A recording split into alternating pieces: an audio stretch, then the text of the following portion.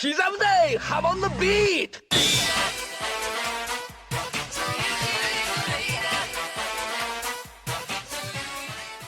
Welcome back to another JoJo chapter review. This time we're taking a look at chapter 14 of the JOJOLands, titled Hawaii State Land Registry Office. Last time we got an extended backstory for Jodio and Dragona's childhood. Charming Man also officially joined the team, and they started their plan to steal land rights using lava rock. This chapter starts right away with the beginning of the new heist. Our opening scene here is really funny, with all the characters just doing random things and not talking at all. Charming Man, Dragona, and Usagi enter a government building, but Usagi trips and spills his cup noodles and drink everywhere, drawing the attention of the security.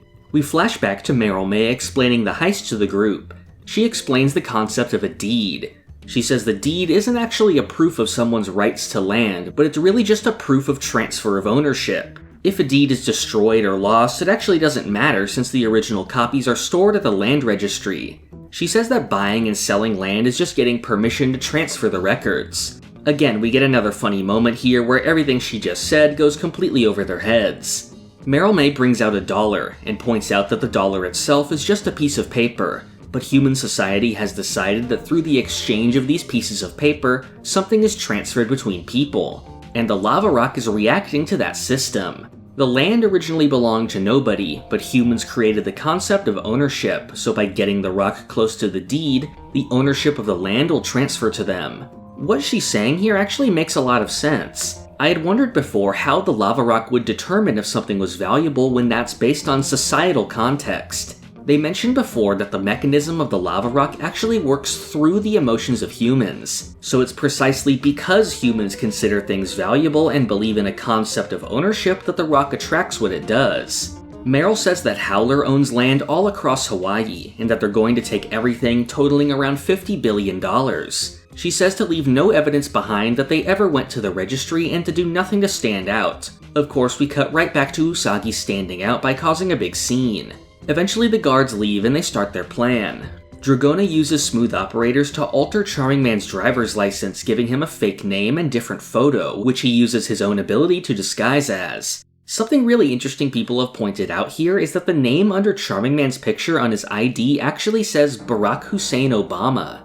What I suspect happened here was that one of Araki's assistants googled for a Hawaii driver's license to use as a stock image here. If you do that, one of the first results is actually this fake Barack Obama ID. If you look closely, the license number and address also match this as well. This ID itself is also a Photoshop of McLovin's ID from the movie Superbad, so it's pretty funny that this wound up making its way into JoJo.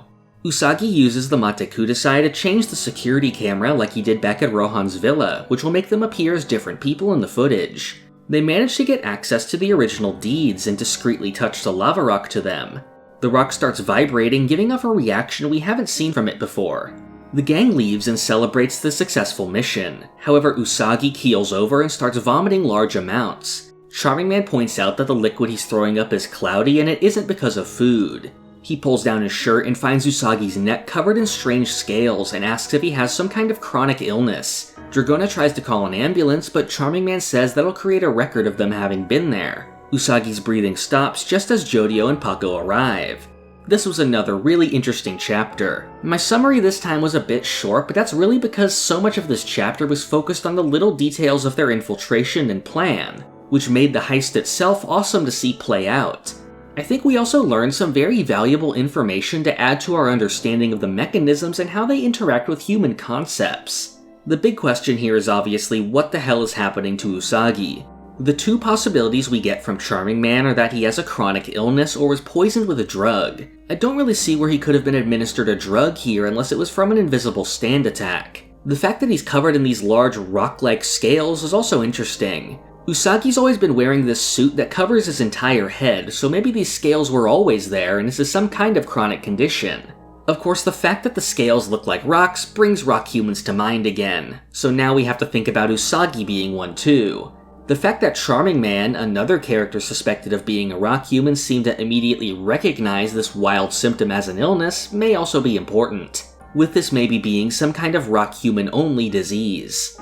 In other news, the third volume also released, and the JOJOLands was featured on the cover of Ultra Jump this month. Between these and the chapter cover, we have 3 different variations of the same illustration with the characters rearranged each time. This isn't the first time Araki has done this, and he often did these variant drawings throughout parts 7 and 8. The one that immediately comes to mind was the one with Josuke running over a rainbow soft and wet, which also had a version with Damo and even one of Rohan and Heaven's Door for a new TSKR release at the time. The title of the 3rd volume is Money Making Time, and it covers the chapters at the luxury watch store up to the meeting with Charming Man. Unfortunately, we don't have any confirmation of the name of Charming Man's stand yet. Since it wasn't revealed here, I'm guessing it'll be named in the story itself sometime soon. On the same day as the volume, we also have the full novel release of the Lisa focused story Re Infinito, now renamed to LLF. Alongside this is also a new Rohan short story collection. Earlier this month, we also had the final 2 showings of the Phantom Blood stage musical. The 2 shows were live streamed online for those who bought tickets and is still available to stream until the 23rd if you buy it. I watched both showings in their entirety, each using different actors for Jonathan and Zeppeli. I can't even begin to put all my thoughts into this video, but I thought it was amazing. I feel like it was an almost perfect adaptation of Phantom Blood, which while cutting some things for time, still captured the main ideas of the story in an amazing way. I have a thread on Twitter where I go over all my thoughts in full, and I definitely plan on making videos covering this in detail in the future. Finally, next month we're getting another new episode of the Rohan TV drama, with them finally covering Poaching Seashore, one of my favorite Rohan chapters. This chapter was most notable for featuring Tonio from Part 4, and he does make an appearance here, actually played by an Italian actor. I'm guessing that the first half of the episode will play out like the Tonio arc in Part 4, with Rohan first learning about the effects of Tonio's food, and then the rest will be the Poaching Seashore story itself, where they try to get a special ingredient to cure Tonio's girlfriend. I love the Rohan drama series and this story, so I'm really looking forward to seeing it. I'm hoping to also pick back up on my Drama Differences series so I can cover this episode soon. If you want to stay updated when I upload a new video, make sure to subscribe and click the bell. You can also be notified on new chapters and any important JoJo news by joining the Hum and Beat Discord. Finally, I'd appreciate if you help support the channel on Patreon. There you can receive Discord perks and submit patron questions. Patrons of any tier can submit them in the community chat on the Patreon website or personally to me over DMs. I try to answer a question at the end of all my main videos, so feel free to leave as many questions as you want. Thank you for watching. This is the part of the video where I thank my $5 and up patrons. Thank you to Sloth Dog, Doorbell, Crayon, Rigovids, Zucato, Pumpkin Doge, Marrow, Almighty Quarth, Gatling Grove, Lime Jinjo, Sponge Cake, Cakext, Feliciano Rabaja, Rayana Meme, Christian McDonough, Emmanuel Etienne, Pulse Dog, Great Riek, Carmotrina, Zach Greenfield, FIFO, Rob Goliath, Jacob Smith, Big T, C Manga, Minty, Gold, Red Hot Mayonnaise, Jolene, Monticelli, Zenkai, and Manums.